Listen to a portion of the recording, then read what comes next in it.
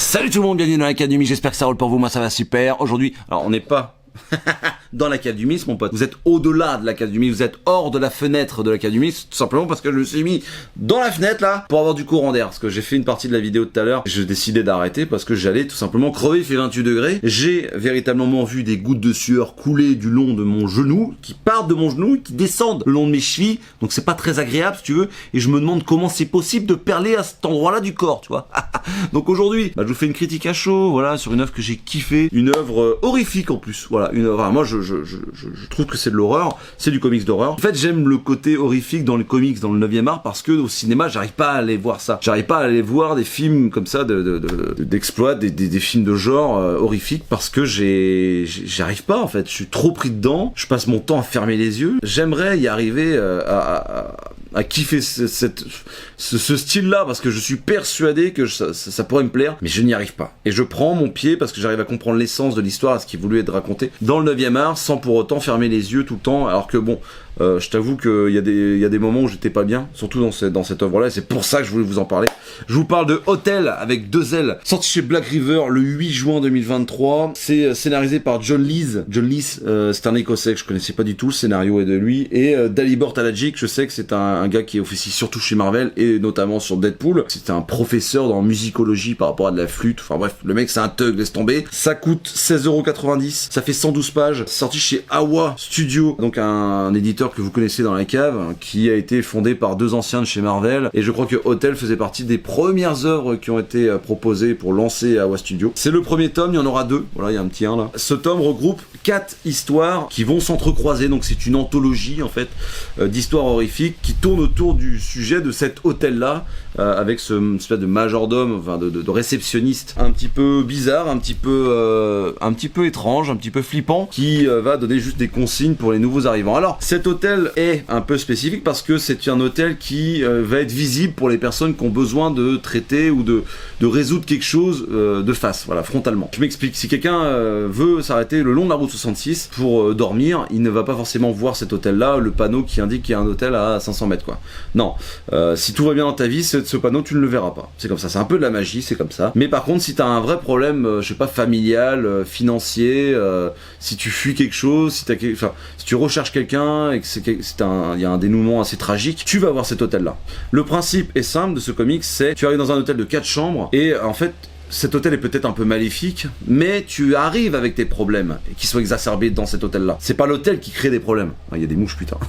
Philosophiquement parlant, je trouve que c'est très fort, en fait, de ce simple pitch de dire tu viens avec tes problèmes partout où tu iras, et l'endroit où tu es réussira à développer ou pas l'explication, du moins la réflexion autour de ces problèmes. Donc ça se passe en 4 histoires qui se connectent entre elles, un peu comme Pulp Fiction en fait, dans des temporalités différentes et compagnie, mais tout se recroise un jour ou l'autre. Et vraiment, c'est hyper bien foutu, c'est hyper bien ficelé. Je trouve que vraiment le scénariste John Lees, je vais appeler John Lees, je suis désolé, c'est peut-être pas ça, mais il a une efficacité pas possible. Réussir en si peu de pages, parce que c'est 4 issues, 4 histoires, à te proposer une histoire avec une intrigue, un début, une fin et une conclusion, avec de la profondeur, et ça raconte beaucoup de choses hein, quand même, mine de rien. C'est pour ça que l'horreur est intéressant, c'est que du coup ça va puiser dans la profondeur humaine, dans la crasse et compagnie, ou dans le pire en fait. On peut se permettre d'aller de pousser les potards au maximum, parce que dans le style horrifique, ça sert à ça, c'est ça le but du truc quoi. Et du coup je trouve que le scénariste s'en sort très bien sur ces 4 histoires. Alors il y en aura 2 tomes, est-ce qu'il y aura 4 nouvelles histoires qui vont s'entrecroiser avec ces 4 premières? Je ne sais pas, je pense pas, parce que vu la fin, je pense que c'est un arc. Oui, parce qu'en plus de ça, ces 4 histoires forment à elles toutes seules, c'est-à-dire qu'il y a 4 histoires indépendantes, mais les 4 forment aussi, elles, une grande histoire en fait, avec un début, une conclusion, enfin un milieu et une fin quoi. Donc c'est très fort dans la façon dont c'est écrit, les textes sont assez intelligents, et le dessin, c'est rien de transcendant, hein, je dois le dire, mais c'est fichtrement efficace, voilà. Alors vous voyez un peu les dessins, c'est classique, hein, c'est classique, mais ça fait plutôt bien le café quoi. La première histoire parle d'une nénette qui est enceinte et qui va fuir tout simplement son copain qui la cherche et qui est violent avec elle, voilà. Donc pour protéger l'enfant, elle va décider de fuir et elle va tomber sur cet hôtel là. Sauf que du coup il va avoir une espèce de délire avec le bébé, mon pote, mais laisse tomber, là c'est glauque. C'est même à ce moment-là que je me suis dit, je vais peut-être arrêter de lire ça parce que c'était devenu beaucoup trop puissant. Vous savez que moi les histoires qui touchent avec les enfants, j'ai vraiment du mal parce que ça me prend au trip. Mais alors j'avais jamais essayé avec les femmes enceintes qui attendent un enfant, c'est encore pire, je crois, c'est encore pire.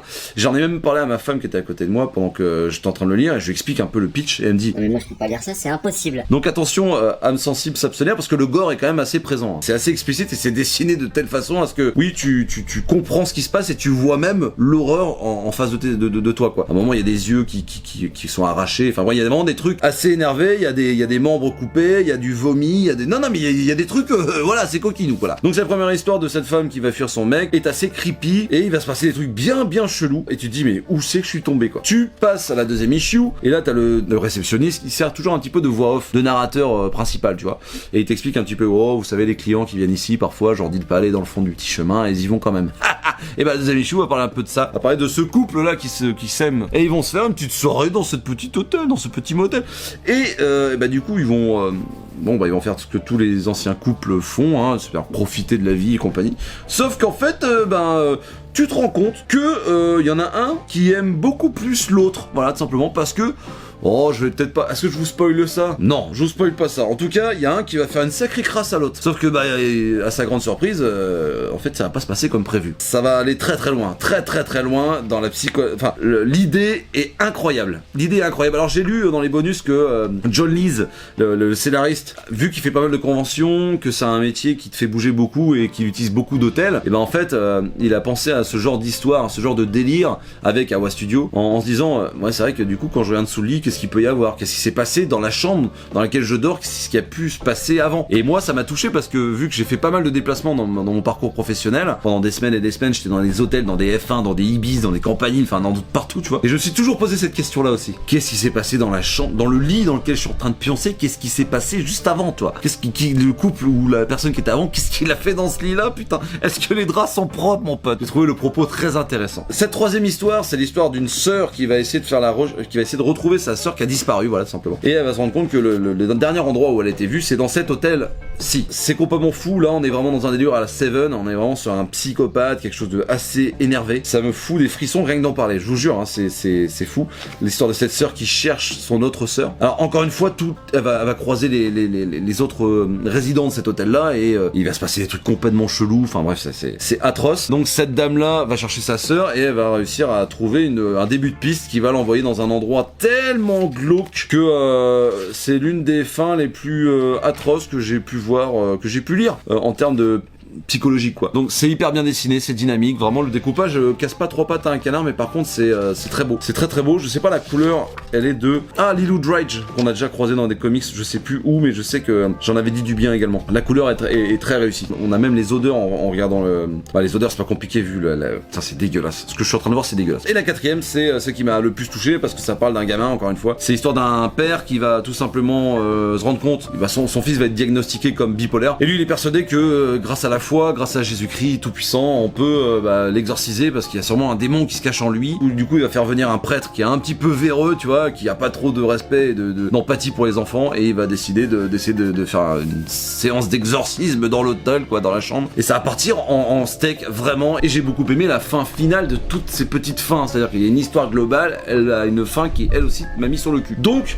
ouais, moi je sais pas si à quel niveau c'est pour les aficionados, si vous allez prendre votre pied absolu, si c'est suffisamment poussé. En tout cas, pour un mec qui s'y connaît pas des masses, qui veut un petit peu se lancer dans le côté les codes d'horreur et tout, c'est vraiment une bonne porte d'entrée. Alors attention, c'est pas à mettre entre toutes les mains évidemment, mais je trouve que John Lees, un peu comme dans du Doggy Bags, il est hyper efficace, quoi. Il arrive à faire des histoires concis avec un bon début, ça avance vite, la fin est pas du tout bâclée, t'as toujours une réflexion derrière tout ça. Donc ça c'est très fort, et le dessin de Dalibor Talajic est très efficace, hein. C'est pas non plus le meilleur truc que j'ai vu de ma vie, mais avec la couleur qui est rajoutée là-dessus, bah vraiment ça marche du feu de Dieu, c'est suffisamment gore, ça te fait ressentir les odeurs, les sentiments, les émotions, tout ça tu arrives à le capter. Donc c'est génial, j'ai envie de te dire. Dis-moi dans les commentaires si tu as lu cette BD, si tu comptes la lire, si je t'ai donné envie de le lire. Dis-moi dans les commentaires si tu as des recommandations horrifiques de comics ou de BD à me conseiller, hein. J'aime toujours autant partager avec vous, et je vous remercie d'être toujours aussi nombreux à commenter, liker et partager. Sur ce, moi je vous fais d'énormes bises, prenez soin de vous et à très bientôt dans la cave.